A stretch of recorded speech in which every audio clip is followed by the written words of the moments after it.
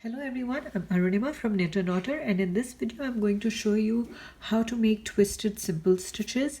And this is what we are aiming for. So I'm going to show you two different ways of making twisted simple stitches. So here is one which is a twisted up stitch, and this is the twisted down stitch. And then I'm going to show you how to combine those twisted up and twisted down stitches with simple stitches and how they end up looking. So this is how a combination of simple stitches and twisted up stitches looks, and this is how a combination of simple stitches and twisted down stitches looks. So we're going to cover all of this in this video. So let's get started. I'm making this video especially because I've seen that there has been some confusion sometimes in figuring out how to twist the stitch, the simple stitch, while making the twisted stitch. So I'm going to discuss the two different twists that I know of. So there is a twist up and twist down, and I'm going to show you how to make both of them, and we'll see what the difference is. So to begin, I'm just going to make a row of simple stitches so you can see how those are made. I have a separate tutorial for how to make the foundation row that I already have here, and also for simple stitches, which you're welcome to check out. But a quick recap here. So for making simple stitches, you just find the next vertical bar or the vertical bar of the next stitch, insert your hook, yarn over and pull through, and you just keep going all the way till the end. And so here I have just completed a row of Tunisian simple stitches, and I'm going to now make twisted stitches. So I'm going to start with the first one where we twist up. So what I'm going to do is I'm going to pick, so like in a simple stitch, we just have to work with this vertical bar of the next stitch. So every stitch, every twisted stitch is also made with this vertical bar. The only thing is how you twist it. So for twisting up, this is for twisting up, I pick this vertical bar from the other side and pull my or insert my hook upwards, like move my hook upwards. So I'm showing it to you again. Here, insert the hook here from the other side, and make sure that your hook comes out from the top and not the bottom. And then you yarn over and pull through. So that is a twisted up stitch. So I'm going to make a few more. Pick this vertical bar and make sure your hook comes out from the top, and then yarn over and pull through. I'm going to make a couple more. So the other thing that I've heard from people is that it's hard for them to pick up this stitch like this. So what you could do is you could pull this loop just a little, and that makes it a little loose and makes it easy to pick up. And then you insert your hook and then just make sure that the hook goes upwards. So you just make this a little loose, the next vertical bar, insert your hook from the other side and take it out from the top and yarn over, pull through. I'm going to go ahead and make this full row like this.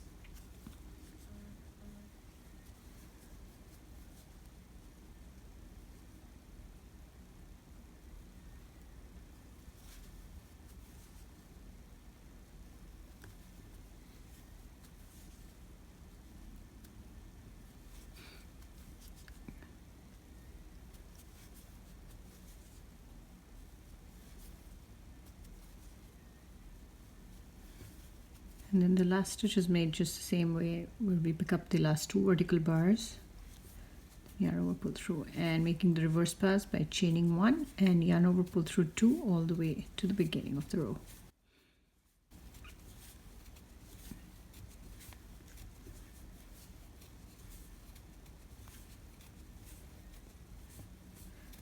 So here it is. So the first row was a simple stitch. The second row is twisted up simple stitches. Now I'm going to make twisted down simple stitches, and that is very similar to twisted up, only that your hook comes down at the bottom and not at the top. So you pick up the vertical bar, this one, so you pick that up just the same way, and instead of going up, so that was what I did for twisted up, you go down, make sure that your hook comes out from the bottom, and then yarn over and pull through, and then you pick up the next one and make sure the yarn comes out at the bottom, and yarn over, pull through. So that is twisted down. You're twisting the stitch downwards here, just like this, and then yarn over, pull through, pick it up, twist it down, yarn over, pull through. And for like the other twisted up stitch, you can make sure that you can pull this a little, and so it becomes loose, so you'll be able to insert your hook more easily, and just make sure that your hook is coming out at the bottom. So you're twisting down, so pull that just a little, insert your hook, and bring it out at the bottom. I'm going to make the entire row like this. So for twisted stitches, you need to make sure that your stitches are fairly loose. If you're using, if your stitches are tight, or if you're using a hook which is smaller than what you should be potentially using for the yarn that you're using, then the stitches will be tight and it'll be very hard to twist your stitches. So if they're too tight, try going up a hook size. That is very important. And the other thing that you can do is you can just, as I showed you earlier, you can pull the stitches a little bit to make room for your hook to insert your hook easily, and to twist the stitch. So I'm on to my reverse pass.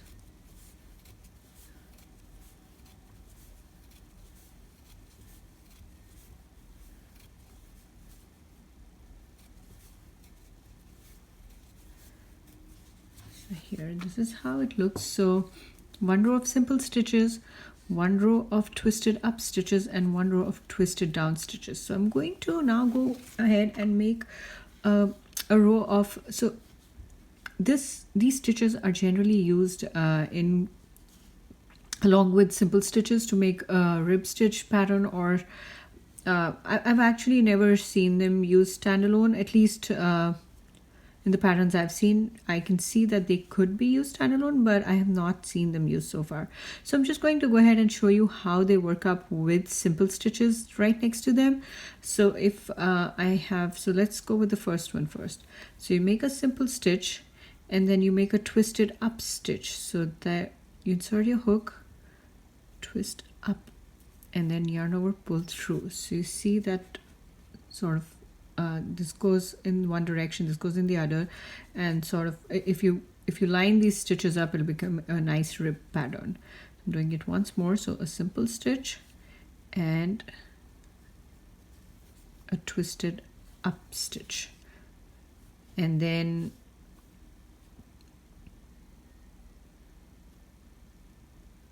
another one, a simple stitch and a twisted up stitch. And now for the next ones, I'm going to make twisted down stitches. So a simple stitch and then a twisted down stitch, a simple stitch and twisted down stitch, simple and twist down. And the last stitch, and we'll pull through 2 all the way to the beginning.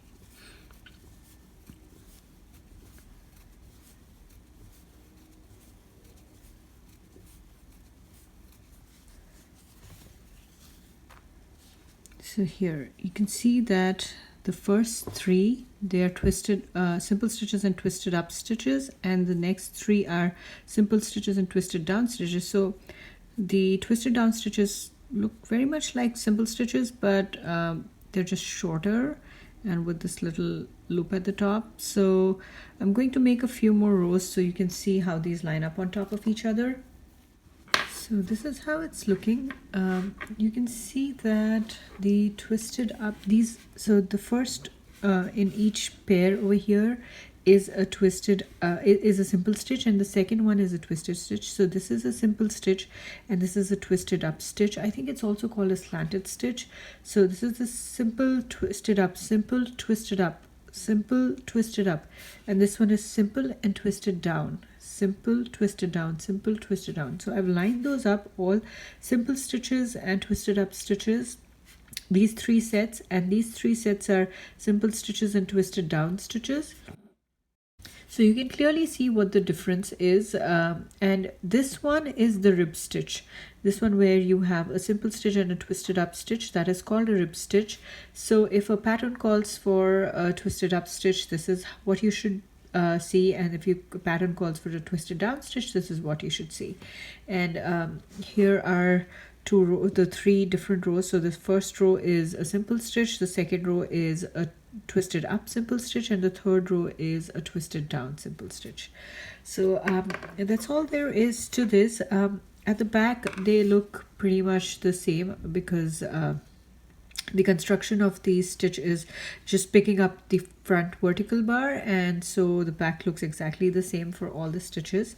So here that's all there is to this, to making these twisted simple stitches. If you have any questions, please feel free to reach out to me, and I have a bunch of other tutorials on my YouTube channel and a lot of crochet patterns on my blog, so please feel free to check them out, and I have a link to everything in the description below. Thank you for watching. Bye bye.